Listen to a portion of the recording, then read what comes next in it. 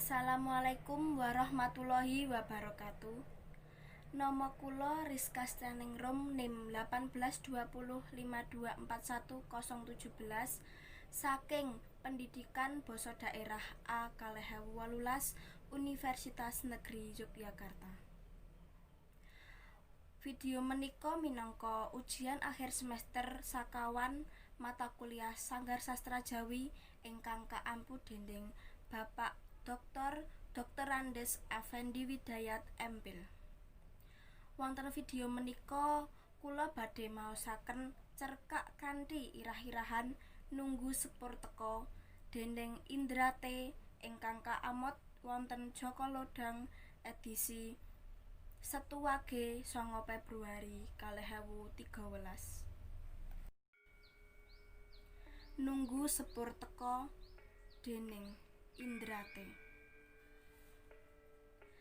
Den panjenengan wis tau ngambah stasiun Tawang Abang, mbok menawa panjenengan nate mrangguli utawa ketemu karo wong wadon ayu kang awake kuru, rambute dawa, lan pakaiane rada mbladus lan kumal. Wong wadon mau uga nggawa tas gedhe, embuh isine apa. Dheweke mesti lungguh ing kursi pojok stasiun. Jare mbok-mbok bakul lan kuli-kuli ing stasiun, jenenge wong wadon mau Arum. Umure wis ngancik 50 taun, ananging durun katong tuwa. Malah isih kaya wanita umur 40-an taun. Senajan tansah pucet, garis-garis kaendahan isih ketok ing raine.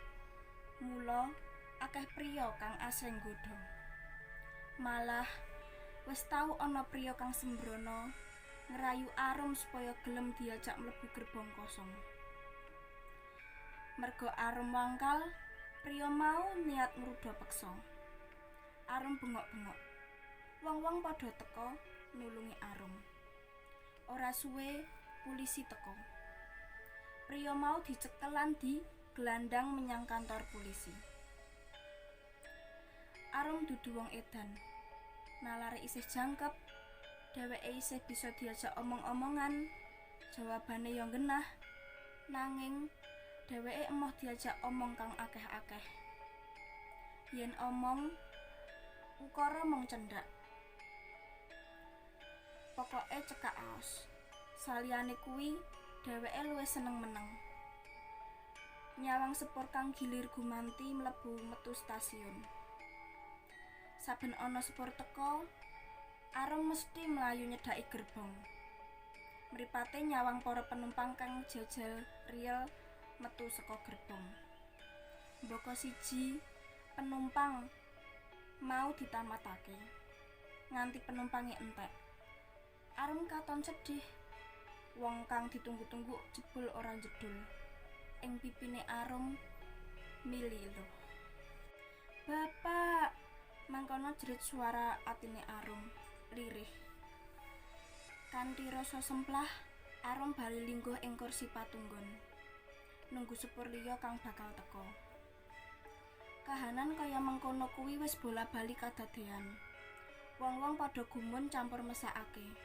Nanging ora ana sing ngerti apa to sejatine kang dirasakake Arum. Gimen kuli stasiun wis tau takon bab kuwi. "Mbak, sakjane kowe ngopo to kok wis pirang-pirang taun ing stasiun iki?" Arum ora jawab. Dheweke nangis sesenggukan. Gimen dadi rumangsa salah. "Sorry yo, Mbak. Sorry. Aku ora duwe karep gawe sedih. Sorry." Celatune Gimen karo lunga. Srengenge durung angslup. Mripate Arum nyawang adoh. Nyawang rel kang dawa, pol nganti kaya jejel riel loro kuwi ketemu ing sawijining titik. Udakara 40 taun kepungkur, Arum krungu kabar saka Pak Lurah. Yen Pak Tuwuh, ya bapakne Arum, arep teka saka Pulo Buru. Mau Pak Abu Bakar Komandan Kodim ngendika yen para tahanan politik saka Pulo Buru bengi mengko teka. Rombongan mau numpak sepur. Mula Pethuken Pak Tuwuh ing stasiun. Oh iya, yen wis ketemu, aja lali omong yen Pak Tuwuh sesuk-esuk wajib apel ing Kodim. Kandhane Pak Tuwuh marga Geol. Inggih, matur nuwun, Pak. Mangke kula badhe mapak simah kula. Kandhane Bu Tuwuh kanthi ati seneng. Aja lali, yen wis tekan, sesuk-esuk bojomu kudu apel ya. Langsung nemoni Pak Abu Bakar. Surat pembebasane digawa. Bojomu ki ditahan pirang taun ya? Wah, dangu sanget. Iya, suwe. Suwene ki pirang taun? Nggih, kinten-kinten 8 taun, Pak. Oh, 8 taun. Ya, syukur bojomu isih slamet. Ora kaya tahanan liyane kang ilang kae. Ya wis, aku pamit dhisik. Bu Tuwuh ora bisa nggambarake seneng atine nalika bakal bisa ketemu maneh karo Pak Tuwuh. Mula kanggo nyambut baline Pak Tuwuh, dheweke mbelah pitik arep gawe slametan. Ora lali masak opor lan lontong senengane Pak Tuwuh. Bu, aku melu ya. Kandhane Arum kang wektu kuwi umure durung ana 10 taun.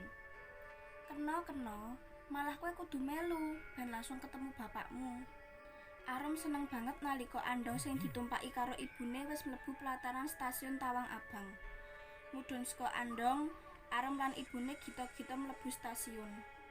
Ing papan kuwi wis kebak wong kang padha arep methuk keluargane apa sedulure. Wah, stasiunnya apik banget ya, Bu. Apa iki kantore bapak? Hus, dudu. Bapakmu ora duwe kantor. Wis, awake dhewe lingguh ing kene, nunggu kereta teka. Kereta durung teka. Bengi krasa atis banget. Lakune wektu krasa alon banget.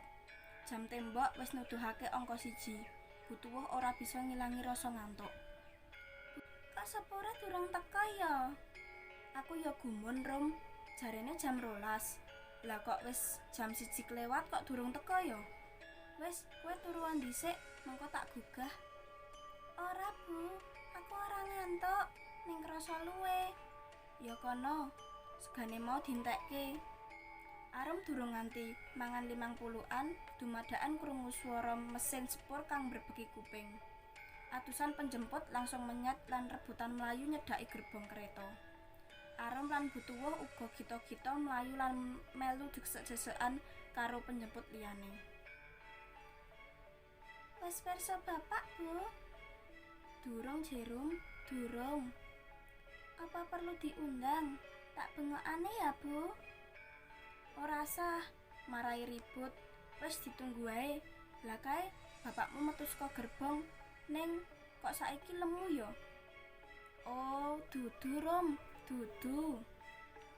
Wah, dudu ta, Bu? Tiwas seneng.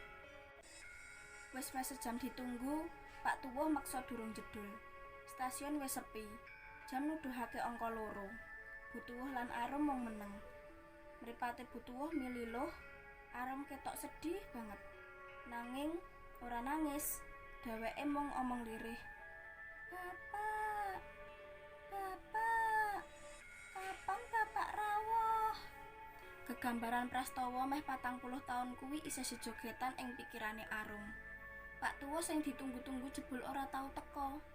Nanging Arum isih percaya yen bapakne mesti teka. Embuh kapan, mula dheweke kanthi sabar tansah nunggu ing stasiun.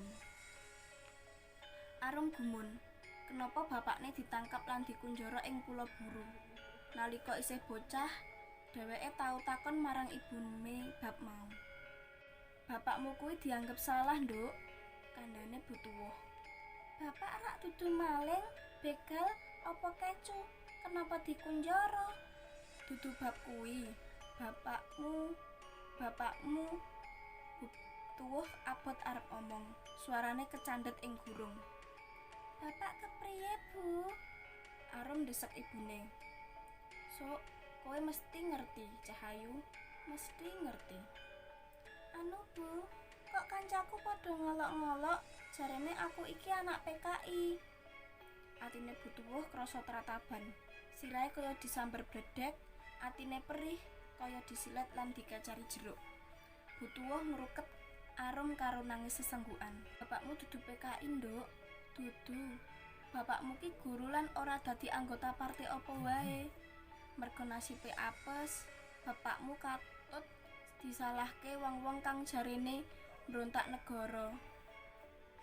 Ceritane piye, Bu? Bapakmu wektu kuwi ditemoni Pak Setro, kancane. Pak Setro nembung nyilih kloso, tanpa duwe panyakrabawa apa-apa. Bapakmu nyilihke kloso, ora ngerti ya jebul kloso mau dienggo rapat PKI. Bareng geger taun 1965 jeblok, bapakmu katon diciduk, butuh nangis sesenggukan karo ndekep Arum. Prastawa kang juwing-juwing ati kuwi tansah kepatri ing pikirane Arum. Senajan wis puluhan taun, prastawa kuwi tansah dadi lading landhep kanggo nyudet-nyudet jiwane Arum nganti saiki. Arum isih duwe pengarep-arep bapakne mesti bali. Mula prawan kadaluwarsa kuwi tansah nunggu ing stasiun. Embuh tekan kapan.